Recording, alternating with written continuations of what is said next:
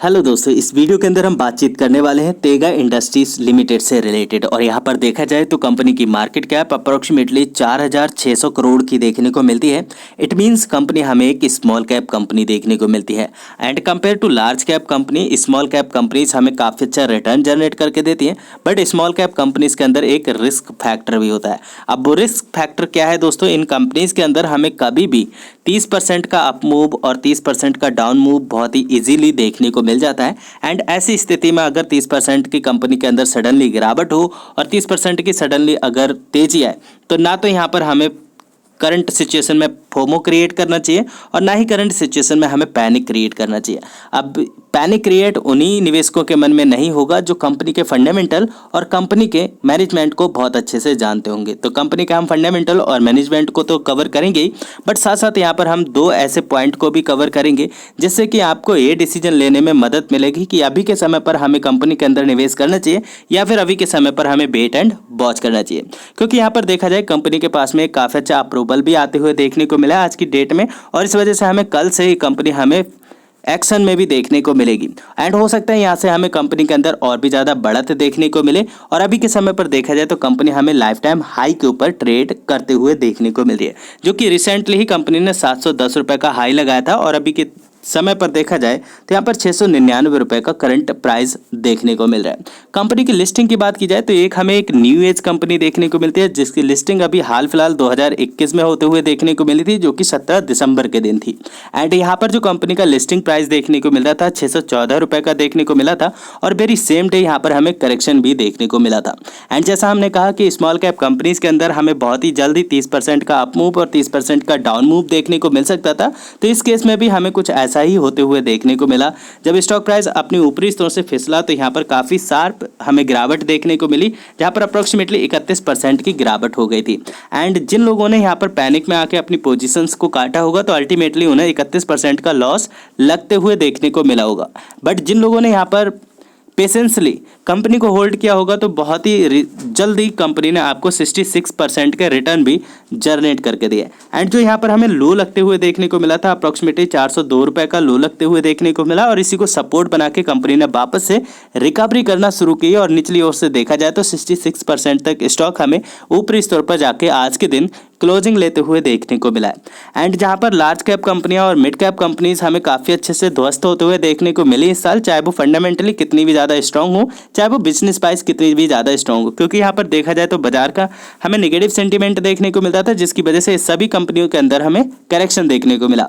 But यहाँ पर अगर तेगा इंडस्ट्री की केस में देखा जाए तो एक साल के अंदर भी कंपनी ने आपको 48% के अच्छे खासे रिटर्न जनरेट करके दिए। तो ऐसी सिचुएशन में हमारे मन में ये ख्याल हो सकता है कि हमें भी कंपनी के अंदर अभी के समय पर बाइंग करके चलना चाहिए। तो आने वाले समय में हम वो लेवल्स भी डिस्कस करेंगे जब हम कंपनी के टेक्निकल्स के ऊपर लौटेंगे। तेगा इंडस्ट्री या फिर टेगा इंडस्ट्री की बात की जाए तो ये दोस्तों ये कंपनी हमें काफ़ी लंबे समय से कामकाज करते हुए देखने को मिल रही है, जो कि 1976 से कंपनी कामकाज में लगी हुई है। और ये कंपनी हमें एक लीडिंग मैन्युफैक्चरर और डिस्ट्रीब्यूटर देखने को मिलती है।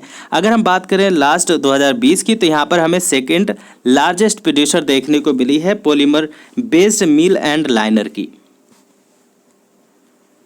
कंपनी के पास में एक बहुत बड़ा एडवांटेज है जो कि सभी निवेशकों को अपनी तरफ अट्रैक्ट करता है। अगर हम कंपनी की ऑर्डर बुक की बात करें तो 2020 में काफ़ी ज़्यादा मजबूत देखने को मिली, जो कि मोर देन 300 करोड़ की ऑर्डर बुक देखने को मिली। एंड यहाँ पर सबसे बड़े एडवांटेज ये भी है कि कंपनी के पास में जो रिटर्निंग कस्टमर्स हैं उनकी लिस्ट काफ़ी ज़्यादा लंबी देखने को मिलती है, जो कि कंपनी के रेवेन्यू की बात की जाए तो 75% का कंट्रीब्यूशन करते हुए देखने को मिलते हैं। कंपनी को अगर हम जियोग्राफिकल फुटप्रिंट की बात करें तो कंपनी काफ़ी विस्तारित देखने को मिलती है, जो कि 70+ कंट्रीज़ के अंदर अपना बिजनेस करती है। एंड इंडिया से बाहर ज़्यादातर कंपनी का बिजनेस देखने को मिलता है, जहां से कंपनी को अप्रोक्सीमेटली 90% से ज़्यादा का रेवेन्यू जनरेट होता है। एंड जिनमें से अगर हम टॉप कंट्रीज़ देखें तो यहाँ पर हमें नॉर्थ अमेरिका से कंपनी के पास में 13% का रेवेन्यू आते हुए देखने को मिलता है, साथ साथ साउथ अमेरिका से 27% का रेवेन्यू, और उसके बाद एशिया से 11% का रेवेन्यू जनरेट होता है, और साथ साथ अगर अफ्रीका की बात की जाए तो ये हमें 26% का रेवेन्यू देते हुए देखने को मिलती है। एंड बाकी का 13% अदर रीजन से देखने को मिलता है। तो इस तरह से कंपनी अपना 100% का रेवेन्यू जनरेट करती है, एंड जिनमें से 90% रेवेन्यू कंपनी अदर कंट्रीज से कमाते हुए देखने को मिलती है। जैसे मैंने कहा दोस्तों, अभी के समय पर कंपनी के अंदर हमें एक बहुत बड़ी न्यूज़ भी आते हुए देखने को मिल रही है, जिसकी वजह से स्टॉक प्राइस हमें कल से एक्शन में देखने को मिल सकता है। अभी कंपनी ने एक नए बिजनेस के अंदर एंटर किया है जो कि इक्विपमेंट मैन्युफैक्चरिंग का है।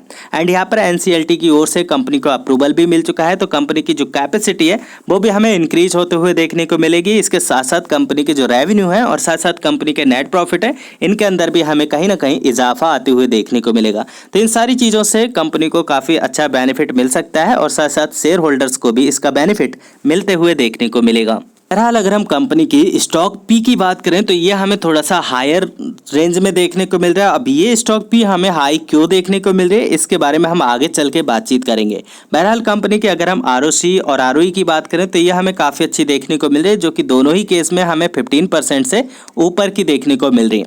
एंड साथ साथ कंपनी के पास में 21% के प्रॉफिट मार्जिन से देखने को मिल रहे हैं और 10 रुपये की फेस वैल्यू देखने को मिल रही है। कंपनी सूनर और लेटर आपको स्प्लिट या फिर बोनस अनाउंस करते हुए देखने को मिल सकती है। एंड कंपनी के अगर हम अदर फैक्टर की बात करें, जो कि यहाँ पर एक डेप्ट फैक्टर है, यहाँ पर कंपनी के पास है छोटा मोटा डेप्ट तो है जो कि अप्रॉक्सीमेटली 227 करोड़ का देखने को मिलता है, लेकिन इसके साथ साथ कंपनी के जो रिजर्व हैं वो भी हमें कंटिन्यू बेसिस के ऊपर इंक्रीज होते हुए देखने को मिल रहे हैं।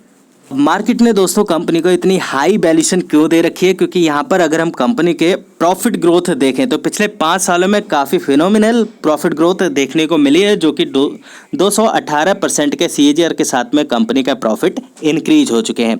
एंड साथ साथ अगर हम दूसरा फैक्टर देखें जो कि एक निगेटिव फैक्टर है, यहाँ पर कंपनी आपको किसी भी तरह की डिविडेंड प्रोवाइड नहीं करती है, बट कंपनी यहाँ पर देखा जाए तो अपने प्रॉफिट को कैपिटलाइज करते हुए देखने को मिलती है, जिसकी वजह से कंपनी हमें एक हाई ग्रोइंग कंपनी देखने को मिलती है। तो अगेन इस वाले फैक्टर को भी आप प्लस पॉइंट में कंसीडर करके चल सकते हैं। फैक्टर है हम उसके बारे में बातचीत कर लेते हैं, क्योंकि यहाँ पर देखा जाए तो प्रमोटर की हिस्सेदारी हमें कंसिस्टेंट देखने को मिल रही है काफ़ी लंबे समय से, जब से कंपनी लिस्ट हुई है। बट यहाँ पर अगर हम एफआई की हिस्सेदारी की बात करें तो कंपनी के अंदर हमें एफआई की हिस्सेदारी बढ़ते हुए देखने को मिली थी, बट लास्ट दिसंबर के क्वार्टर में थोड़ी बहुत हिस्सेदारी हमें डिक्रीज होते हुए देखने को मिली है। एंड साथ साथ अगर हम डीआई की बात करें तो डीआई ने अपनी हिस्सेदारी को इंक्रीज किया है, बट अगर पब्लिक की बात की जाए तो यहाँ पर हमें पब्लिक की हिस्सेदारी बहुत ही छोटी देखने को मिल रही है। तो यहाँ पर भी एक रिस्क फैक्टर है, एकदम निग्लेजिबल होते हुए देखने को मिलता है, क्योंकि यहाँ पर देखा जाए तो पब्लिक के हाथ में बहुत ही छोटी सी हिस्सेदारी है। एंड सबसे ज़्यादा मेजोरिटी में यहाँ पर हमें प्रमोटर देखने को मिल रहे हैं और उसके बाद घरेलू निवेशक जो कि डीआईआई है, ये हमें देखने को मिल रहे हैं। अब अकॉर्डिंग टू सेबी यहाँ पर जो प्रमोटर की हिस्सेदारी है ये हमें ऊपरी स्तरों पर देखने को मिल रही है। जैसे हम सभी को पता है कंपनी की लिस्टिंग अभी हाल फिलहाल की देखने को मिल रही है, तो इस वजह से प्रमोटर की हिस्सेदारी हमें यहाँ पर हायर रेंज के ऊपर देखने को मिल रही है। एंड जो बेंचमार्क है सेबी का यहाँ पर 75% से नीचे का है प्रमोटर के लिए।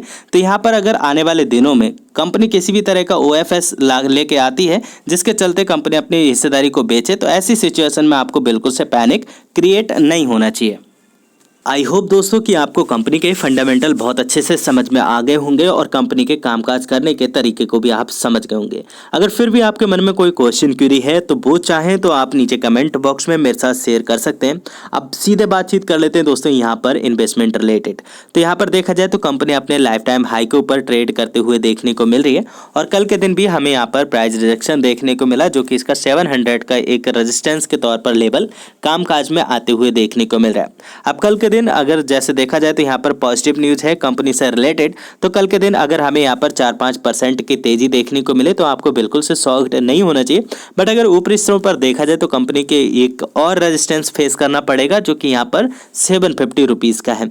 एंड 750 रुपीज़ से स्टॉक प्राइस हमें वापस से नीचे आते हुए देखने को मिलेगा, क्योंकि अगर हमने फंडामेंटल में नोट किया होगा तो कंपनी की जो पी वैल्यूएशन है वो हमें काफ़ी ऊपर की देखने को मिल रही है। तो ऐसी सिचुएशन में यहाँ पर एक प्रॉफिट बुकिंग बनती है। कंपनी ने पहले भी आपको काफ़ी छोटे छोटे मौके निवेश करने के दिए हैं और ऐसी ही जगह पर हमें निवेश करना चाहिए जब कंपनी के अंदर हमें छोटी बहुत गिरावट देखने को मिले या थोड़ी बहुत निगेटिविटी देखने को मिले, तो ऐसी सिचुएशन में हमें अच्छी कंपनी को कंसीडर करके चलना चाहिए। एंड अभी के समय पर देखा जाए जब हमें ऊपरी स्तर से इसके अंदर करेक्शन देखने को मिले तो जो सबसे पहला सपोर्ट के तौर पर लेवल कामकाज में आते हुए देखने को मिलेगा वो यहाँ पर 650 रुपीज़ का लेवल होगा।